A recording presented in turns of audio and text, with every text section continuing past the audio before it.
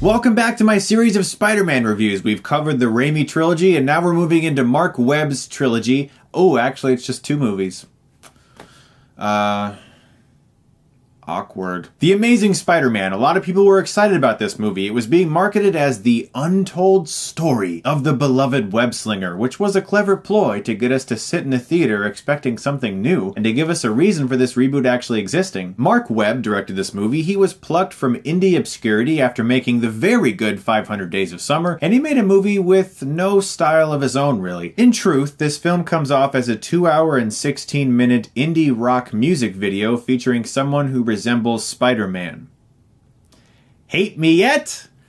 Good, because I'm not done. So look, I rewatched this movie yesterday because I haven't really enjoyed this movie since it came out. And a lot of people have told me that they feel that I'm incorrect or I'm being too harsh on the movie. So I rewatched this movie last night and I studied it. I mean, I studied it frame for frame. I took like 10 pages of notes. I am prepared to discuss why I don't personally enjoy The Amazing Spider-Man. It'd be easy for me to sit here and say, oh, I don't like this movie, it sucks, it's dumb, and not really give you any concrete reasons. But that's not what I'm going to do. Let's get in depth about The Amazing Spider-Man, spoiler-filled of course. Here's the reasons why this movie disappointed me. Let's talk about Peter Parker. Obviously, he's the most well-rounded character in this movie. You learn a little bit about his parents, but really not that much. You care about him kind of, but in the long run, I just didn't like Andrew Garfield's portrayal of Peter Parker. He's kind of a punk. He likes to skateboard in the halls when teachers tell him not to. He humiliates Flash on purpose. He's kind of a creeper as well, taking pictures of Gwen Stacy from a distance. I didn't feel much sympathy for him in this movie, which was a major letdown for me. And Andrew Garfield, as I watched this movie, kind of portrays Peter as if he has a hangover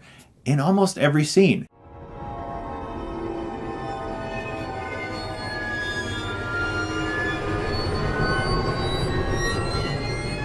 Let's talk about the good and bad of Spider-Man's character development. The good is that he's a little bit more quippy. For one scene. One of the major complaints with Raimi's Spider-Man trilogy was that Spider-Man wasn't quippy enough, he didn't make enough jokes. So they heard you, and they made one scene for you in which he demolishes this car thief. He sprays webbing all over him, even on the nutsack. He calls him names, he makes fun of the cop even as well. Now that was one scene for the fans. Please look at that from a filmmaking perspective. That really was just one scene. They said, okay, we'll get this scene out of the way where he makes jokes, and then they never have him do it again. It was just a fan service scene for us. At least in the Raimi films, the quips, while minimal, were spread out. Here they just did one quick scene in which the only goal of that scene was to make Spider-Man tell some jokes and move on from there and never have him do it again. I do, however, think Andrew Garfield is far more likable as Spider-Man than he is as Peter Parker. He definitely understands the character, and what I like about his portrayal is that in real life, he really is a humongous fan of Spider-Man, and it was special to him, and you can tell that he's really trying to honor it. I personally don't care if he has organic web shooters or he makes the web shooters himself. Let's get this out of the way. I hate the suit in this movie. It looks like a basketball. And trust me, I've heard every single defense for that. Well, he's just a poor high schooler. How can he afford to make a really awesome suit like some Hollywood costume designer? Well, if he's so poor, how can he afford to make web shooters with tensile string that can balance a human being between skyscrapers or attach multiple cars to a bridge? If he can create that tech, he should be able to make a suit that looks better than a basketball. Let's talk about the character development of Gwen Stacy. There is none. I like Emma Stone quite a bit. She's a very likable actress, and she gets a lot of laughs in this movie because she is funny as a person, and you can feel that seeping through her. There's good chemistry there between Peter and Gwen. These actors were dating in real life, so that probably helped. But rewatching this movie, I found no attempt to develop her character, even in the slightest. Here are her 2 character traits. She has a crush on Peter Parker, and she can make an antidote for lizard serum in like 5 minutes. The most impactful thing that happens to her character happens at the end of the movie when her father dies, and that's the end of the movie. How about Aunt May and Uncle Ben? Well, Aunt May's role in this movie is to worry. Peter comes home, Aunt May's worried. Peter comes home, Aunt May's worried. That happens about 5 times. She doesn't really do much in the film except worry over and over again. Martin Sheen as Uncle Ben does a fairly good job. He's good in this movie. It's just that the film has such a hard time balancing the brilliant performance that Cliff Robertson gave in the first one, the with great power comes great responsibility line, and trying not to copy too much off Raimi's films, and so they throw in this. If you could do good things for other people, you had a moral obligation to do those things. That's what's at stake here. Not choice, responsibility. It's like they were afraid to just say it again for some reason, and they had to figure out a different way to write the exact same phrase. And it just comes off so tired. Here's the big one for me. In regards to character development, Dr. Connors / the Lizard is without a doubt the worst developed, worst fleshed out of any of the Spider-Man villains in the 4 films we had received at that time. What's the motivation for his character? Well, he's trying to work on cross-species genetics. He's trying to regrow his arm, and he has a deadline because Norman Osborn, the head of Oscorp, is dying. We never see this man. We never meet Norman Osborn. But we're supposed to somehow care about this character we've never seen. The urgency of Dr. Connors' situation is entirely because Irrfan Khan comes in every once in a while and says, hey, Norman Osborn is dying. You need to create this, and you need to do it fast. And for some reason, we're supposed to care about his situation. The real motivation, though, is regrowing his arm. So he eventually injects himself and becomes the first human trial. The problem is, the entire development of his character rests around him wanting to regrow his arm, which leads into him transforming into a monster. All development given to his character is so that he can become this lizard creature.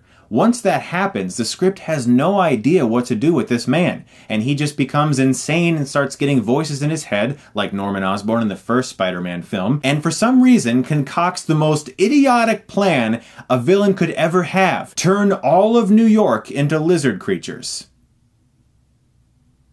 Where did this come from? It's the worst writing for a Spider-Man villain in any of the films thus far. There was an overabundance of villains in Spider-Man 3, but at least their motivation was clear. I understood why Harry hated Peter. I understood why Eddie hated Peter. I understood why Sandman wanted to provide for his daughter. In this film, the motivation for the Lizard's insanely idiotic plan is so unclear. There were, however, a lot of deleted scenes where Dr. Connors had a son, and there was something wrong there, and it was like, hey, there's something. Oh, they removed it from the movie. Now there's nothing! Now that I've talked about the poor character development, let's talk about the filmmaking, the directing, the storytelling. This is a dull, drab-looking movie with an emphasis on dark, gray colors, which is such an odd choice for a character as colorful as Spider-Man. The action sequences are largely flat and sometimes rapidly edited, like the subway sequence where Peter first discovers his powers. It takes 94 minutes to get to the first real confrontation between the Lizard and Spider-Man, and I'm talking about a sequence. What's a sequence? Well, that would be like the Times Square scene in the first Spider-Man, or the train scene in Spider-Man 2. Those are sequences. Spidey and the Lizard in a sewer where the Lizard scratches him on the chest and then Spider-Man falls into a pipe, that's not a sequence. That's like a little moment. The school confrontation is 94 minutes into this movie where we finally get something of meat between these two characters. Before that, the film is bogged down by heavy montage sequences, including 3 Bing search results scenes.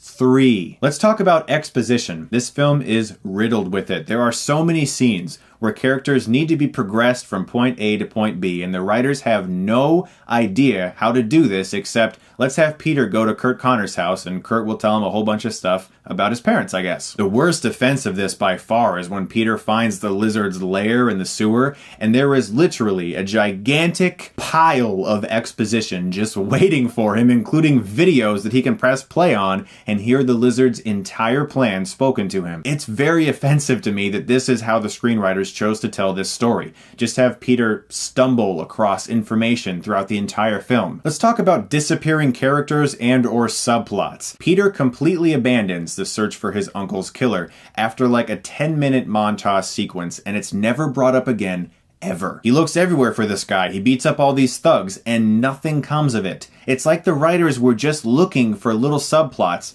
to fill up the script, and when they got bored of one of them, they just abandoned it and moved on to something else. That's how this film feels. Let's talk about Irrfan Khan. This is a terrific actor, very famous in India, and if you go and read the IMDb user reviews for when this movie first came out and specifically look for usernames that look as if they're an Indian name, most of these reviews are like, where did Irrfan Khan go? Where'd this guy... He's like the Tom Cruise of India. This guy is very famous, and he's an excellent actor. It's disgraceful in so many ways that his character vanishes from this movie. There was a deleted scene where his character appeared at the bottom of the sewer and gave some finality and closure to his character, but it was deleted. It's not in the movie, so I can't act like it was. He's on the bridge, and then they never talk about him again. He just vanishes into thin air. Let's talk about some of the stylistic choices. There really aren't much. Mostly this film comes off, as I said, like an indie rock music video. There are so many sequences that are just montages filled with songs that can fill up the soundtrack. There really isn't that much style to this movie. You can't really differentiate this film as any one director.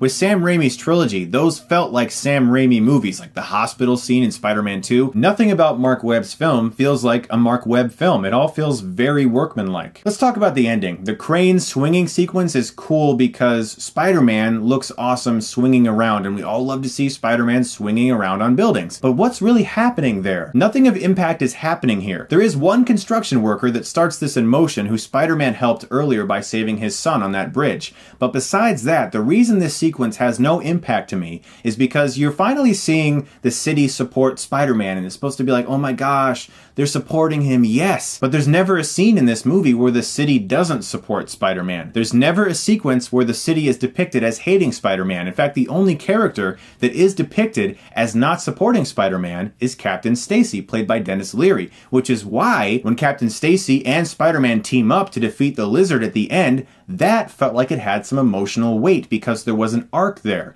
I don't care about the city helping Spider-Man with cranes because the city has never been a character of itself that hated or disliked Spider-Man. Everyone was always in support of him. To be honest, throughout this entire sequence, I was more curious what was happening to those cops that the Lizard sprayed with the gas that were turning into lizard cops for like 15 minutes. I want to know what happened during those 15 minutes. I want to see a spin-off short film called Lizard Cops about the 15 minutes where the lizard cops were lizard creatures. What was happening on the ground? This film is a mess. I'm sorry. This film's a mess. While Spider-Man's fighting the lizard, there are lizard cops running around in New York, I guess, and it never goes back to that. It's just... So Gwen, within like 8 minutes, creates an antidote for this thing, and it really is like they had no idea how to end this movie. It's honestly like the writers were sitting there and just, they were like, we don't know what to do. Just make the lizard shoot gas everywhere, turns everyone into creatures. Who cares why he wants to do it? Have Gwen make an antidote. Who cares how she knows how to make this antidote? Just who freaking cares? It's Spider-Man. We're Sony, okay? They'll go and pay to see it, all right? Just write whatever. So Captain Stacy's dying wish is that Peter stay away from Gwen. In the comics, Captain Stacy actually wanted Peter to protect Gwen. Captain Stacy was on the side of Peter in the comics. They switched that around for this movie. Parker promises this, and then like 5 minutes later changes his mind. The end.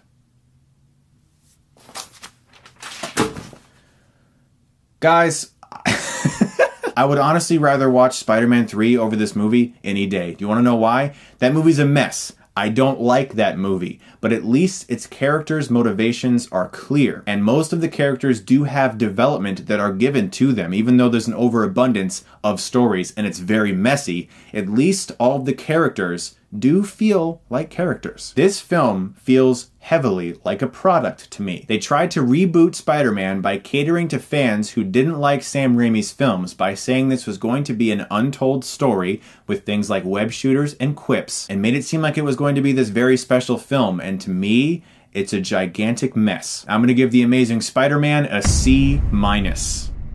Guys, those are my thoughts on The Amazing Spider-Man. I'm going to have my review of The Amazing Spider-Man 2 very soon for you guys. Thank you so much, as always, for watching. And if you like this, you can click right here and get Stuckmanized.